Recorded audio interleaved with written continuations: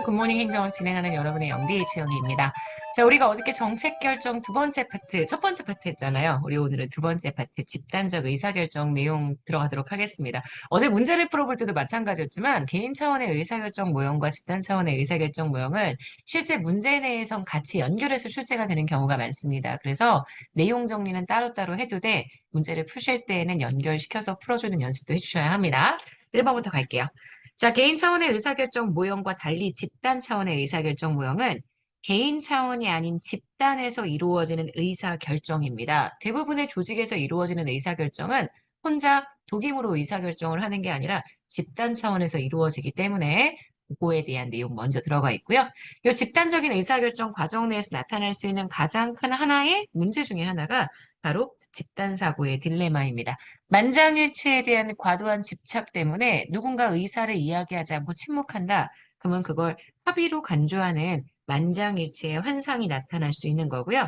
이 집단사고의 딜레마를 해결하기 위해서 가장 좋은 방법이 반론자를 지명하는 기법입니다. 지명 반론자 기법을 동원해서 참여자들 중 일부에게 반대 의견을 개진하도록 강제할 수 있습니다. 그럼 본격적인 모형으로 들어가면은요. 일단 회사 모형.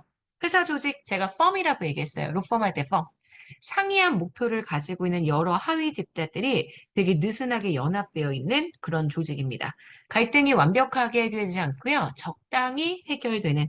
그래서 대략 만족할 만한 수준에서 타협적인 결정을 진행하는 게 회사 모형의 특징이고요. 회사 모형 내의 조직 부처들은 각자 서로 다른 목표를 가집니다. 이렇게 하부 조직들이 각자 상이한 목표를 가지는 이유는 최고 의사결정자가 지금 현재 조직을 통제하지 못하고 있기 때문입니다. 회사 모형에서의 그래서 의사결정은 문제가 발생할 때만 탐색하고요.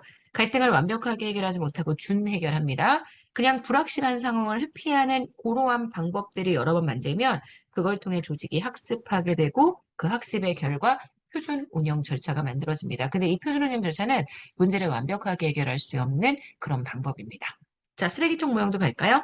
쓰레기통 모형은 의사결정에 필요한 요소들이 결합되지 못하고 비합리적인 상황에서 각자 다 개별적으로, 독립적으로 움직이다가 쓰레기통, 제가 왜 쓰레기통인지 얘기했죠. 쓰레기통에 물건을 우리가 넣을 때에는 아무런 상관관계 없이 그냥 막 던집니다. 자, 그런 것들이 우연히 만납니다. 그럴 때 이루어지는 의사결정 상황을 설명하고요. 근데 네 가지의 요소는 반드시 포함이 되어야 합니다. 문, 해, 참, 선이죠. 자, 문제, 해결책, 참여자, 그리고 선택, 의사결정, 선택의 흐름.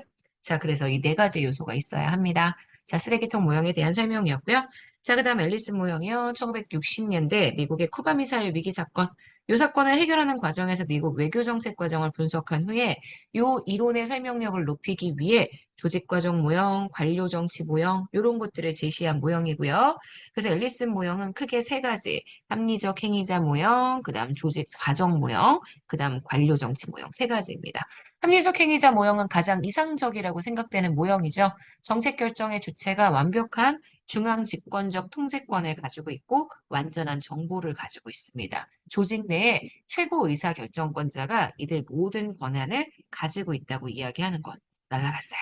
최고 의사결정권자가 모든 권한을 가지고 있다. 이렇게 이야기하는 게 우리가 얘기하는 합리적 행위자 모형이고요.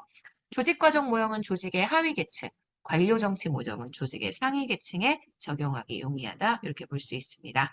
자, 사이버네틱스 모형도 얘기해 볼까요? 사이버네틱스 모형에 따르면 조직의 의사결정은 적응적, 습관적으로 이루어집니다. 조직이 늘 처리하는 기본적인 의사결정이 있어요. 그걸 표준 운영 절차를 통해서 해결하고자 하는 것. 그래서 제가 카카오톡 챗봇 상담 같은 거 보시자고 얘기를 했었죠. 그래서 이렇게 정리가 되고요.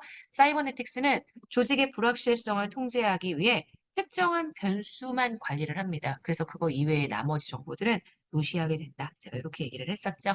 자, 그러면 여기까지 해서 선지들을 다 봤으니까요. 문제에 대한 내용으로 한번 들어가 보도록 하겠습니다. 자, 1번입니다. 앨리스 모형에 대한 설명으로 옳지 않은 것. 조직과정 모형의 정책 결정. 조직과정 모형은 아시겠지만 조직의 하위 계층에 적용되는 모형이고요. 여기는 회사 모형과 유사한 형태의 의사결정이 이루어집니다. 그래서 SOP에 의해 프로그램 목록에서 대안을 추출한다라고 이야기를 했는데요. 지금 보시는 이 내용은 현재 네, 조직과정 모형에서 나타날 수 있는 특징이 됩니다. 회사 모형과 동일한 형태라고 생각해 주시면 돼요. 표준 운영 절차, 미리 사전에 설정되어 있는 프로그램 통해서 문제를 대략적으로 해결하려고 합니다. 자, 조직과정 모형과 관료정치 모형 비교해야 되죠. 관료정치 모형은 조직의 상위 계층, 조직과정 모형은 조직의 하위 계층에 적용 가능성이 높습니다. 2번이 틀렸고요. 3번, 관료정치 모형은 여러 다양한 문제에 관심을 갖는 다수의 행위자를 상정하는데 이들의 목표는 일관되지 않습니다. 그래서 쓰레기통 모형의 의사결정 방식이 적용된다고 말씀을 드렸고요. 실제 정책 결정에선 세 가지의 모형이 모두 다 적용될 수 있습니다. 자, 문제의 틀린 선지는 2번 되는 거 보실 수 있어요. 자, 2번 갈게요.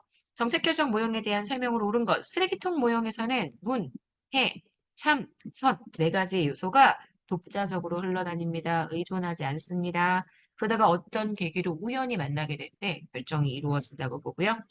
회사 모형은 조직의 불확실한 환경을 회피하고 조직 내의 갈등을 극복하기 위해서 장기적인 전략과 계획 강조하지 않습니다. 단기적, 그리고 문제를 적당하게 해결할 수 있는 준해결의 방식들을 강조하기 때문에 틀린 선지입니다.